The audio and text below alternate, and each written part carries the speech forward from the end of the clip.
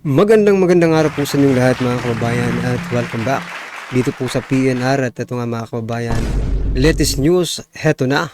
Good news sa Pwersa na Duterte. Nako, nagulantang na Senado at Kongreso. Yan mga kababayan, patungkol po riyan ang ating alamin at bibigyan ng komento ngayong araw na ito.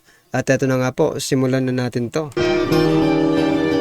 Sawa na ang bayan ko sa magnanakaw na tao. PRRD, isa po sa magiging abogado ni Vice President Sara Duterte pag natuloy po yung impeachment, no? At ito po, hindi na po to yung kagustuhan lang ni PRRD. Ito po ay announcement po mismo ni Vice President Sara Duterte. Natutuwa po tayo. Ito po, ex-President Duterte to stand as lawyer to Vice President Sara Duterte kung magaganap po yung impeachment, no? Ito po ay pinahayag mismo ni Sara Duterte nung sila po ay nagkita, dahil sabi ni Sara Duterte, tinanggihan ko, ito po ang mula po kay Sara Duterte. Sabi niya, since hindi ko tatanggapin yung pera, si Sara Duterte po ito nagsasalita, since hindi ko tatanggapin yung pera, mag-lawyer siya para sa akin. So sinabi niya, he will be collaborating counsel for all cases, no? So lahat po, maganda po, may taktika. So yan mga kababayan, palakpakan po natin, napaka-good news po, no? Eto talaga. Parang personal ito kasi anak po ang ipagtatanggol niya. Di ba? Dapat hindi tawa. No? Palakpakan po natin yon, no? Talagang, kumbaga, dibdiban ang labanan po dito. Kapag tinuloy po nila, at sabagay, tinutuloy na po nila yung impeachment, but still, it is in there, no? Diyan sa kamara. Kapag yan po ay dinipensahan na, diba? Ni Vice President Sara Duterte, napakagandang balita. Si former President Duterte, ang isa sa magtatanggol para kay Vice President Sara Duterte. Ano sa palagay niyo mga kababayan? Is it good? Na po sila ngayon. He'll be one of the lawyers for all of the cases and he's preparing his document ngayon sa IBP. So, yan po ang kasunduan nila ng mag-ama. Kasama po siya. May taktika na po silang ginagawa. Ngayon,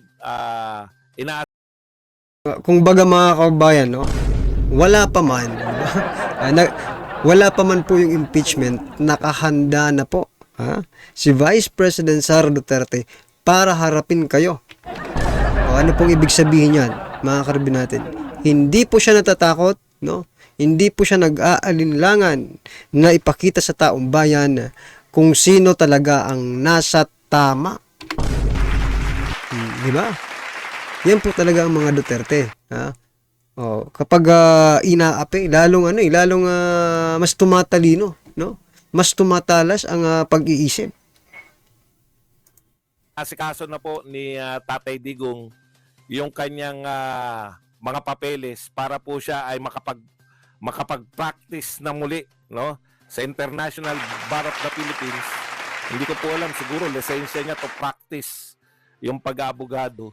Matindi pong matindi po tong team na ginagawa nila, no. Si Tatay Digong po, kasama po siya sa pagpaplano ngayon kung paano po yung atake nila, no. So ngayon po ginagather nila mula po sa lahat ng balita, madadaldal tong mga mahilig po sa mga mahilig po sa mga press release, itong mga nagdedemanda sa impeachment. So ngayon pa lang po, kahit wala pa po silang impeachment complaint na natatanggap formal, pinag-aaralan na ng mga abogado. Mga po to, mga ganito po ang taktika nila, pinasili po ni BP Sara. Lahat po ng mga nababalita, kasi madadaldal po, lahat po ng mga nag-file ng kaso, panay madadaldal, no? Paano hindi po magdadaldal mga kababayan, no? Diyan na lang po sila pwedeng magpasikat, no? Diyan na lang po sila pwedeng magpakilala sa taong bayan. Kasi nga, ginagamit lang. Ay naku, maniwala po kayo sa hindi. Vice President Sara Duterte is being used, no? nitong mga politiko na tumatakbo nationally, to gather, no? Or to earn, the trust of the Filipino people. Ang problema lang, may nagtitiwala ba sa kanila? Diba? Yun lang ang problema. Kahit anong gawin nila. Lalo itong si Dilima, itong si Franz Castro, di ba? Ano pa akala nyo sa mga Pilipino? No? Ganun na ka mga bobo? Ganun na po ba talaga ang tingin nyo sa mga Pilipino? Ganun na ka bobo para malinlang ninyo? Malinlang ninyo sa inyong pagbabalat kayo? Kasi yun po ang nakikita natin kayo po ay nakasuot ng magagarang damit, pinasusuot kayo ng mga kung ano-ano, para pagtakpan yan ang inyong mga kasalanan, no? Na napatunayan naman sa hukuman. Aray ko po. Parang binabato nyo si Vice President Sara ng putik na para naman dapat sa inyong pagmumuka. Ina-announce po nila, ito yung kinakaso nila kay BP Sara. So ang ginawa po nila, lahat po ng mga posibleng kaso, may assignment po silang isang abogadong nakatoka. Ngayon pa lang po pinag-aaralan na, no? Ngayon pa lang po pinag-aaralan na ng mga abogado yung mga, at alam naman po, naniniwala naman po si BP Sara na kung patas lang po ang magiging korte. Ibig sabihin, ito pong mga senador natin, kung magiging patas, wala pong totoong kaso, no? Itong si BP Sara. Pero kaya nga po, labanan po yan sa 2025 Kasi nakita nyo naman kung paano pong sunod-sunuran itong mga senador na to. What Martin wants, Martin gets. Lalo na po sa budget. Di ganun lang din po yung mga senador. Wala po yan. Sila Chis Escudero. Yan.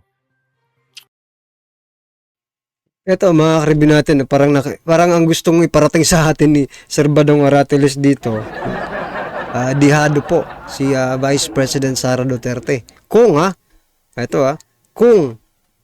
ito pa rin yung setup ng mga senador. But we have a chance to change this setup, mga kababayan.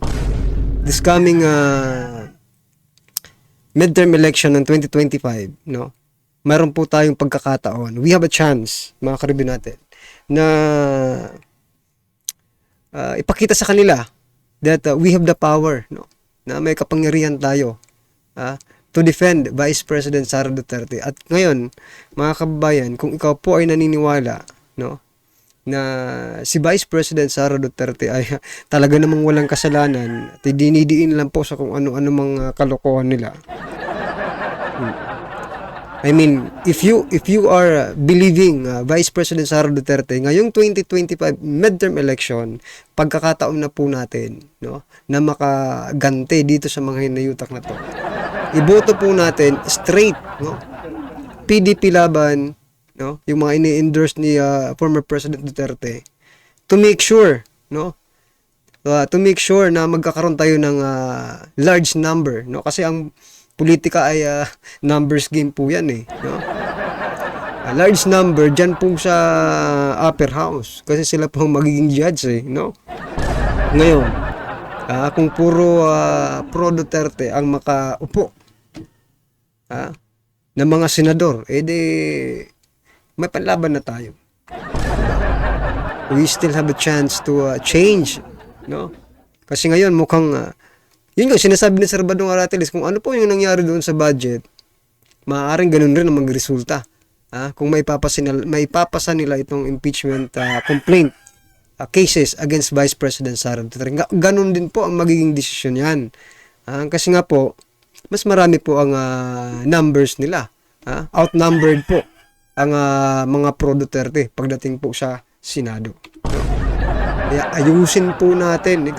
Ikaw na nanonood, ayusin mo. Nasa kamay mo ang pagbabago sa ating bansa. Kaya ayusin po natin. Naku po.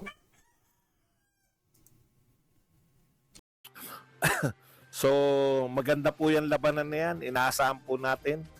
At natutuwa tayo, no, na talagang nakikita na po natin sanib puwersa yung mga Duterte ngayon, no? Maski po yung sa pagbibigay ng regalo, nakita nyo naman. Naroon po yung mag-ama. Marami pong naghinanakit kasi kilometro po. Ilang kilometro yung inabot. Literal pong kilometro yung inabot ng pila sa tradisyon po ng mga Duterte na pamimigay ng aginaldo. Ito pong mga lintik na mga press na to at saka mga anti-Duterte, pinipresent po na anti-ayuda tong mga to pero namimigay ng ayuda. Yan po ay tradisyon, no? Pagbibigay po yan ng pamasko sa mga Eto kayong mga mainstream media, kayong mga vloggers na sinasabing anti-ayuda yan. Eto, tingnan yung pagkakaiba. Ha? Ang pera bang ginamit dito sa pamimigay ng mga Duterte ng aginaldo is coming from the government? Are they using the government, no? Para sa pansarili nilang kapakanan? Diba? Hindi. Saka pa, it is already a tradition, mga kababayan. Pero ito pong ginagawa ni Tambaluslos, yung pagpupondo po sa AKAP, 26 billion, 5 billion sa Senado, 21 billion sa Kongreso. Pamimigay ng ayuda, no? Coming from the fund of our government, coming from our taxes, mga kababayan. Nakikita nyo ba ang pagkakaiba? Hindi nyo ba niisip bago kayo magsalita? Di ba? Yun, sariling pera nila yun ang binibigay nila. Hindi nyo lang alam. Etong binibigay po sa ayuda, pera natin ang ibinibigay. Ginagamit nila sa pansarili nilang interest to make them look good, di ba? Maging maganda sila sa paningin ng taong bayan. Pero kahit anong gawin nila, mga karibin natin, hindi na po mapapabudol pa ulit ang ordinaryong Pilipino na siyang naghihirap dahil po sa administrasyong ito. Real talk lang po, mga kaubayan, kasi sobra na po sila no? Ultimo pamimigay ng aginaldo, ayuda agad.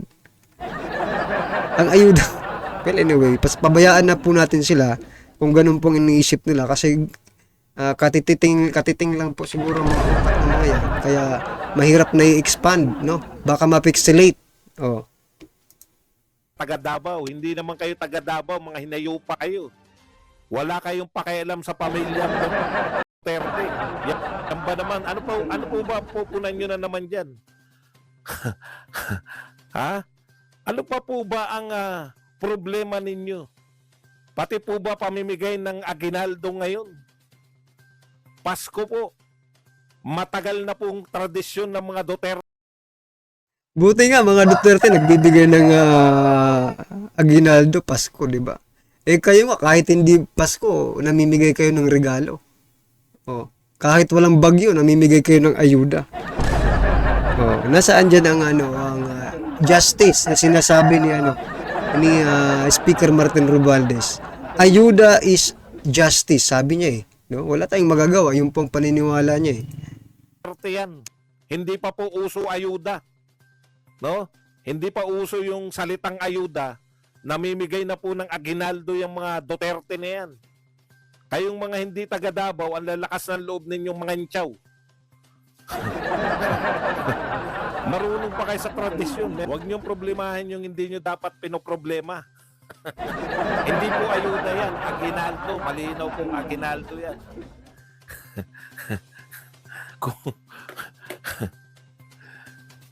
Ibig nyo sabihin, kawawa daw po yung mga taga Davao. Biruin nyo, sabihin ng mga kawawa daw, pinagmumukha raw kayo, pinapipila daw ng mahaba. Puta, kahit ako papilahin nyo pag may magbibigay na aginaldo, pipila talaga. Naknam po pa, Ha? Ang pinagmumukhang tanga, yung mga pinapapalak, darating na yung presidente, pumalak pa kayo pag dumating. Wala kayong pakialam Tama. Tradisyon nila yan. Pati nga hindi taga Davao, nakipili. Binigyan din. Okay, natutuwa po tayo kasi pandalas na po nating nakikita. Lagi po kasi natin naririnig pag tinatanong si PRRD. Hindi pa kami nakikita ni Inday. Pag si Inday Sara din po, BP Sara, tinatanong, naku, hindi pa kami nagkakausap. Ngayon po, pandalas na po sila nagkikita, no? Na mag-ama at nagtataktikahan. Oh. So yan mga kabayan, isang araw magugulat na lang po, ha? Itong mga kalaban sa politika ng mga Duterte, no? Sa kanilang masigasig, no? Na mga propaganda, ha? Na ipin down, no? Siraan ang Duterte. Masyasyak na lang po sila isang araw, mga karibin natin, na sila na po, ha? Sila naman po, yan, ha? Alam niyo na yan kung anong ibig ko sabihin. Sila naman po, kabaliktaran sa ngayon, di ba? O, sila naman ang magkakamot ng ulo, di ba? Mamomroblema pagdating ng panahon. At sana lang maging handa rin po sila tulad ng paghahanda ngayon ng mga Duterte.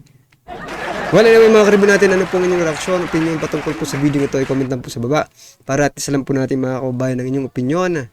Maraming salamat po.